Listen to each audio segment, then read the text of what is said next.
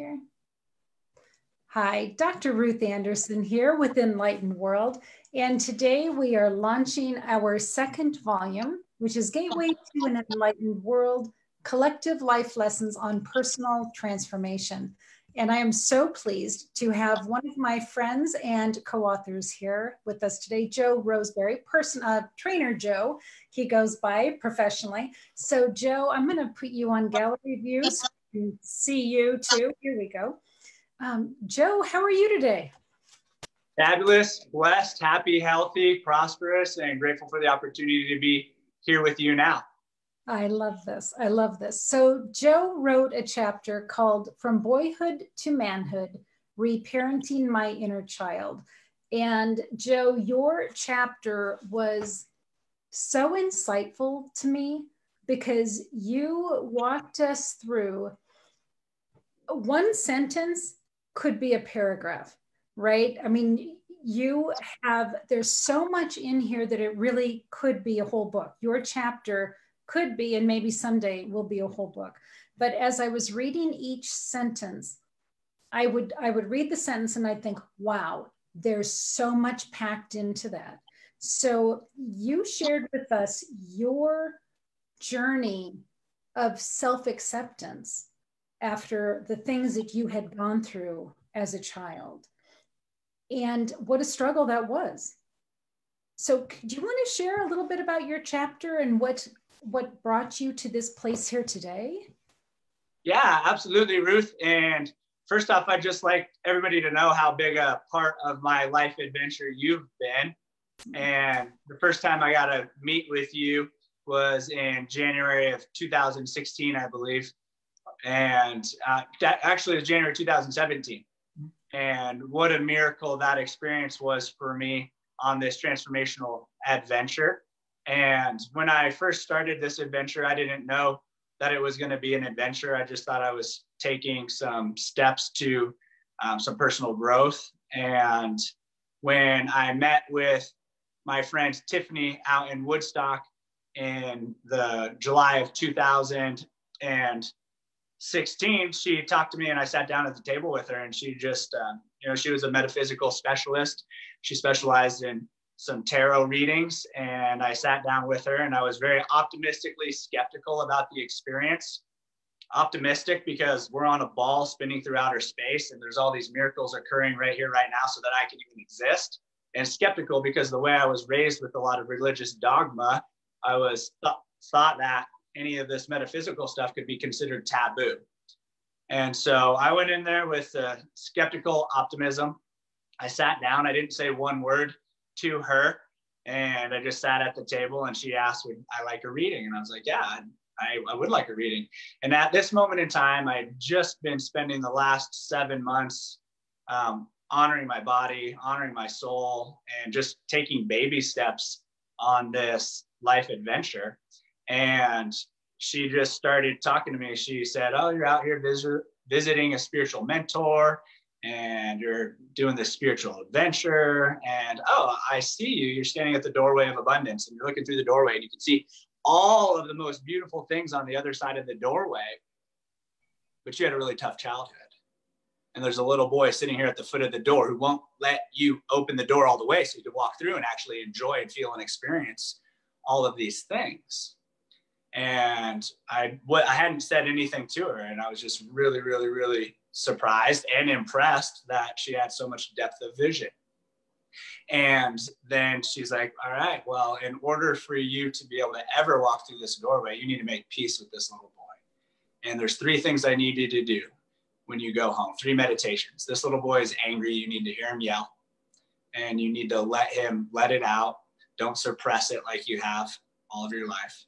This little boy is sad. You need to hear him cry. You need to hear what it is that he has experienced, and don't minimize it like you have in the past. And this little boy is afraid, and you need to hear his fears, and you need to understand him, and you need to appreciate him. And then you need to pick him up, hug him, hold him, tell him you love him, let him know everything's all right. And then let him know that right here, right now is all that ever was, all that ever is. And when you do that, the doorway is going to swing wide open, and you're going to have all of these amazing experiences of the universe. And so I went back to Colorado from Woodstock and I did these things. And I tell you what, it was amazing what happened, and the catharsis that I experienced of all these emotions that I had buried, all of these memories that I had buried, all of these feelings that I had suppressed, and just letting them out. And it was so powerful to do that. And then a couple months later, as I've been going through this adventure, I strongly believe that I line up with the experiences I need to have when I'm ready to have them. And then I got the actual opportunity to meet with you in the physical presence, and you were able to help me do some stuff with the archangels. Thank you, archangels. I know you're here with us now, and you were able to do some stuff to help me have some clear vision around me. It helped me see my energy. And just to share with some of our friends who are watching this right now, my friend who introduced me to Ruth said, hey, just give me a picture to send to Ruth, and then she's going to read your energy. And I was like, all right, well, my skeptical optimism is a lot more optimistic now. So here's the picture. And I remember what you said, Ruth, to me after you saw my picture. And you said, this man looks strong and healthy, and he has a lot of positive things going around him. It looks like his ego chakra is a handkerchief tied around his throat chakra, and he's yet to be able to speak his truth. And that was a profound moment in my life, because I had spent so much time restricting my throat chakra and suppressing different emotions, suppressing different thoughts, and suppressing the truth. And my ego had been running out in front of me and creating this persona in front of me so that the little boy within me could feel safe. And you helped me take that handkerchief off of my throat. Thank you very much. Namaste. And now I am continuous every day and every way, working on keeping my alignment, working on keeping my chakras open, keeping my light turned on. And I'm grateful for the practice. So to get to this chapter of the book, this is where it all originated. And I was doing a photo shoot for the other book that Ruth and I launched at the same time, The Key to a More Enjoyable Quiet Life from A to Z. And I was just working on some different ideas and marketing material for the book. And I decided to do a tactfully done nude photo shoot. And I thought it would be a cool thing. You know, one of the big religious dogma things that I experienced was Adam and Eve in the garden. Here's the tree of the knowledge of good and evil, eating the fruit, and then all of a sudden being ashamed of their nakedness.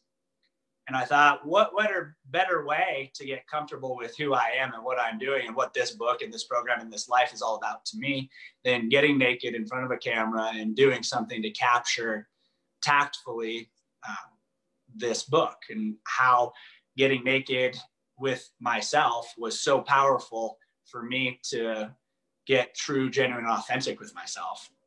So did the photo shoot, was really impressed by it. And then boom, immediately afterwards, I had all of these different thoughts that once were part of my stifled existence about shame, blame, guilt, and fear. And so the chapter that I wrote talks about that experience that I had with those thoughts, that after doing all of this work, after letting go and forgiving myself and moving forward and taking all these positive steps in this direction, all of a sudden, I still have these shame, blame, and guilt thoughts and feelings that came up. Right. And the coolest part about it was, instead of feeling them and embodying them, I was able to observe them. I know where this thought came from. I know where this thought came from. I know where this feeling originated. And I was able to look at it as the observer of this beautiful life experience that I'm having. And Ruth, I know all the things that you're doing and all the work that you're doing has helped me tremendously personally. And one of the questions that I've had asked of me over and over and over and over again was, how did you make peace with your inner child?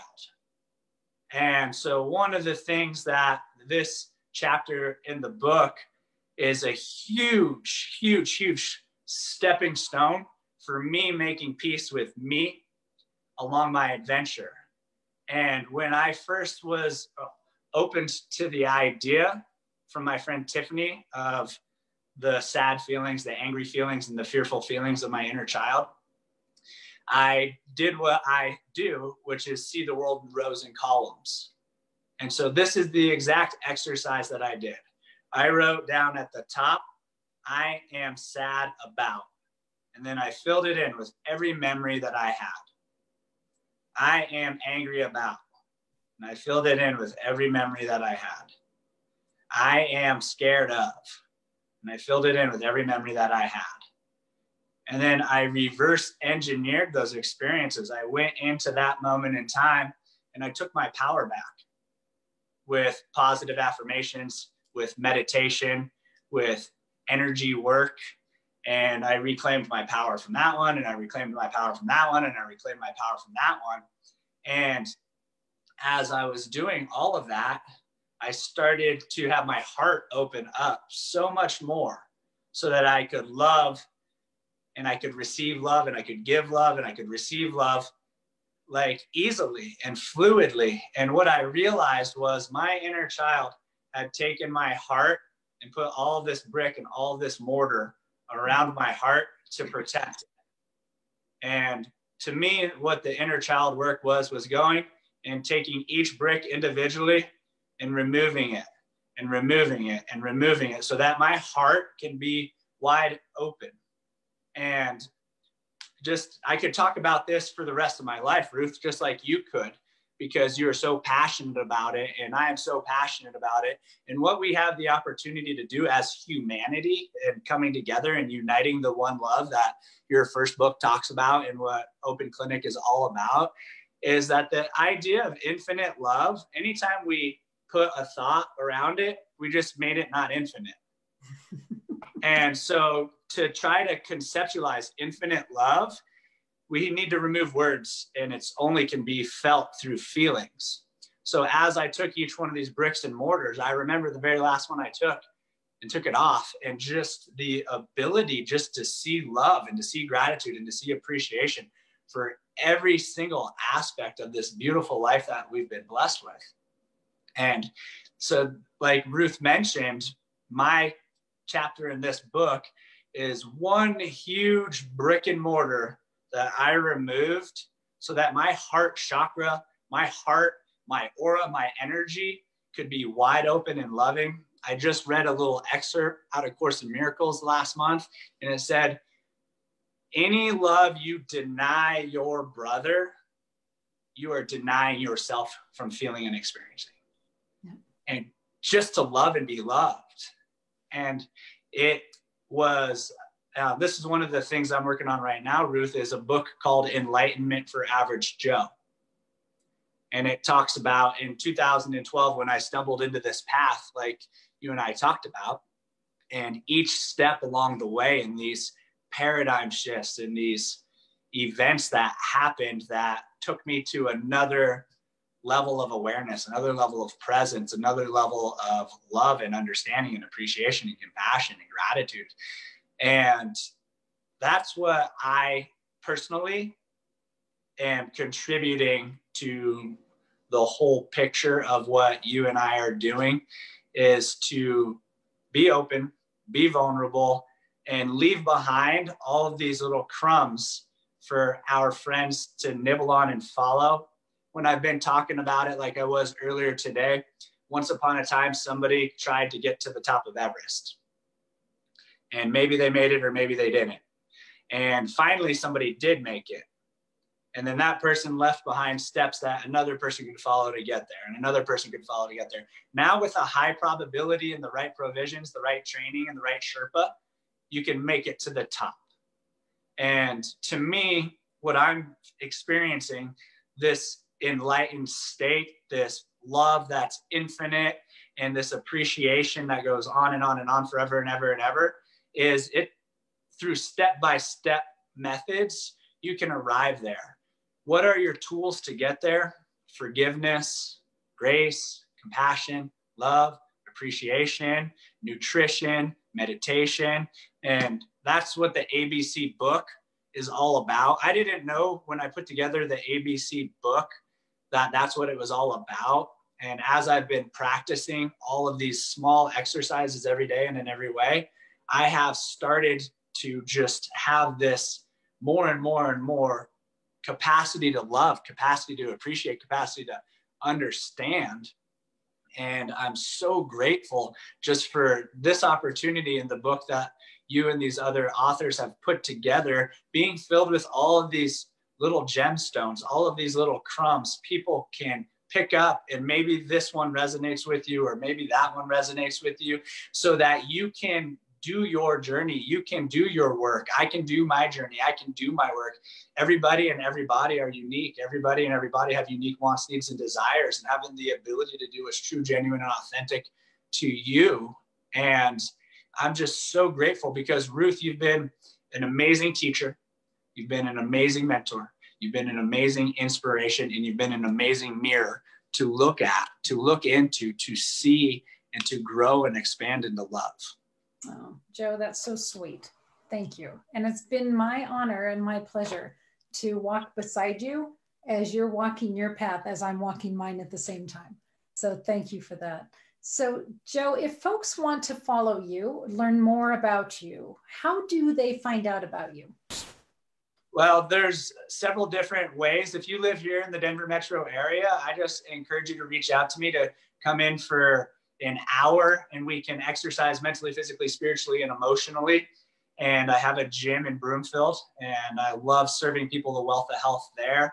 Several of the things that I'm working on right now, Ruth, is I have finally lined up everything to get the answer into mass production.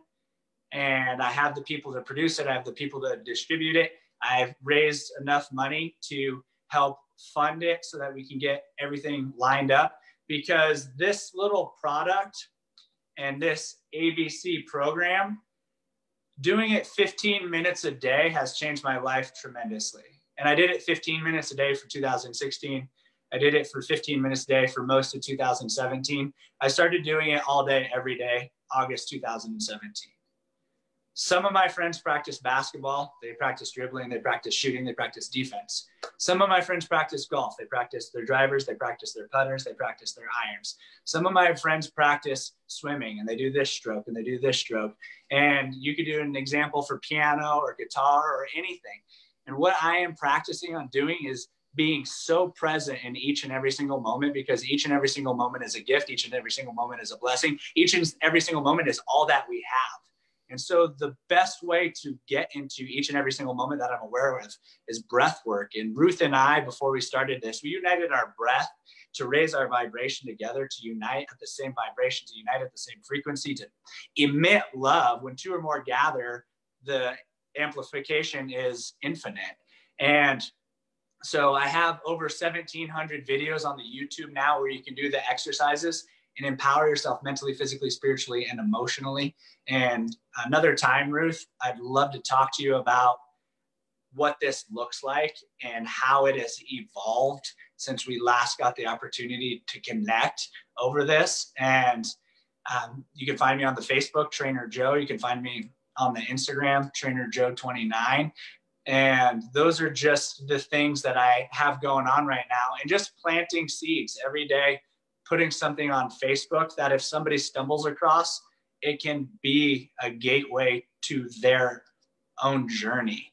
Anything that somebody stumbles across onto YouTube, it can be a gateway to their own journey. And to me, your first book and all of the different things that you're putting out there are just gateways for somebody to come across something. Because for me, I had all of these external validations that I was hiding behind. And I had this little voice saying, there's something more. Or a big loud voice saying there's something more. And I would get behind these external validations. I'd be like, I got this. And then I would just hear that voice, and it did get louder, and it did get louder, and it did get louder. And then finally, the something more was self-love. And one of the things that I think has been thrown around a lot recently as a catchphrase is self-love, self-love, self-love, self-love, self-love. What is self-love? So to me, this is self-love. I am creating with thoughts, words, and actions. When my thoughts are kind and loving towards myself, that's self-love.